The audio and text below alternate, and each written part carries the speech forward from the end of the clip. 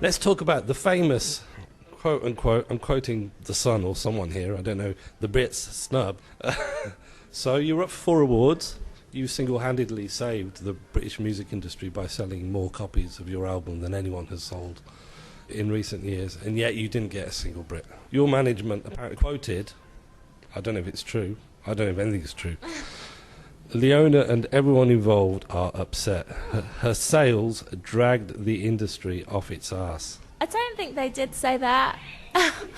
But the thing is, like, it's quite funny because the next day I read all this stuff, Leona's upset and disappointed, and I was like, no, I'm not. You know, it was just, I had such a fun night. I got to perform at the end of the day, and I think that's a privilege. At the end of the day, it's nice, like, to get recognised for certain achievements, but that's not what it's about for me. The main thing is performing, and that's what I got to do.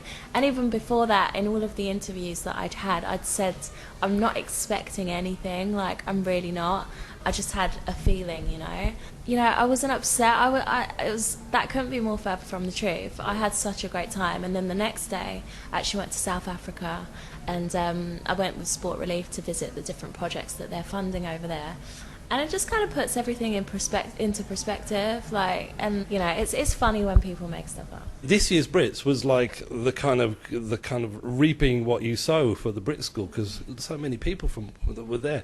Do you remember, were people like Kate Nash, were they kind of in your era? I never actually met, the only people I knew was Luke from the Kooks and Katie Mellior, because we were in the same class. So I knew those guys. Are you in touch with any of them still? No, I don't speak to them now, which is quite a shame, but they're just doing so well, and I do remember them being really, really lovely and really, genuinely really sweet and talented. So you used to hang out, you guys, all together? Yeah, like in music class, and I remember we did like a little show, and I played the piano, Katie did Crazy Little Thing Called Love. Well, all in the same show? Yeah, yeah. And what did you do? I think Luke played the guitar. I played the piano, Katie sang, Luke played the guitar, who played drums? One of our classmates played drums. Oh, is there footage of that somewhere? There must be, I'm sure there must be, yeah. Wow, that's incredible. I gather that you are a huge fan of David Bowie. I love Bowie. I kind of got obsessed with him when I watched The Labyrinth. I just thought he was great. So. Have you seen the revealing nature of what he wears around his sort of groin area in Labyrinth? Yeah, but I didn't notice that when I was younger. When did you notice it? When I was older. It's incredible, isn't it? It's great. I just think he's such an icon, and he was so ahead of his time, and it's so creative, you know. Top 3 David Bowie songs? I guess the whole of the Labyrinth album is just amazing. I love this. It's all to do with when you get into an artist, isn't it? Because people go on about Ziggy Stardust, and here are you. Go Labyrinth is his career. No, because that's a film that kind of stayed with me since I was a kid, and you know, you just get those moments, like I love that song As the World Falls Down, and I don't know, you just get those songs that stay with you from when you're little and just to when you're older, and it's like Minnie Riperton's Loving You, like that stayed with me, and it's just something that kind of, I don't know, moulded me and stayed. I hope you meet David Bowie and tell him that. I hope I do too. Okay, just a couple of questions about...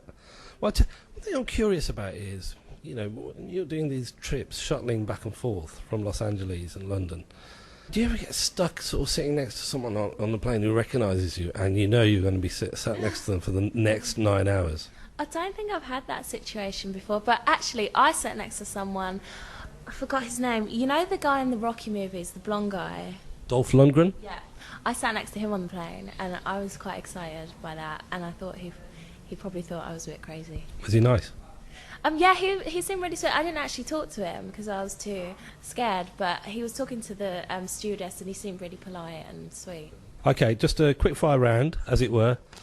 The last time you bought an ice cream from an ice cream van? Oh, probably probably a few years ago. And what would you have bought? A feast. Oh. Last time you rowed a boat? Rowed a boat? I went to Woburn with my little nephew. There's boats that you can go in. Pedalo. Last year. Yeah. Last time you apologised to someone? Oh, I find myself, I apologise quite a lot. I think that's partly to do with being British, though. I think we apologise a lot. It was really funny because I was walking with my friend and she bumped into a lamppost and she was like, oh, sorry, like straight away. I was like, who are you apologising to? What shall we fade out with, do you think? Better in time. Leona, it's been a pleasure. Thank you very much. Thank you.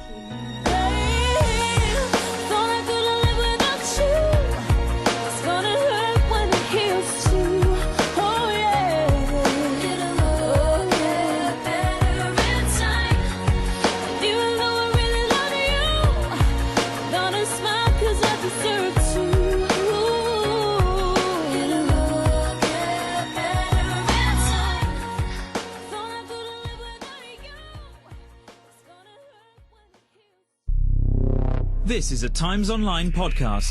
For more podcasts, go to timesonline.co.uk/podcasts.